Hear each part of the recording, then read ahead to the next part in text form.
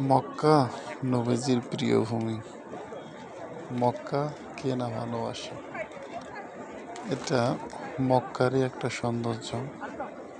আপনারা দেখতে পারছেন শত শত হাজার হাজার কবুতর কত সুন্দর উড়ছে, জমিনে রাস্তার উপরে ঘুরছে, তাদের অনেকে খাবার দিচ্ছে, সেগুলো খাচ্ছে।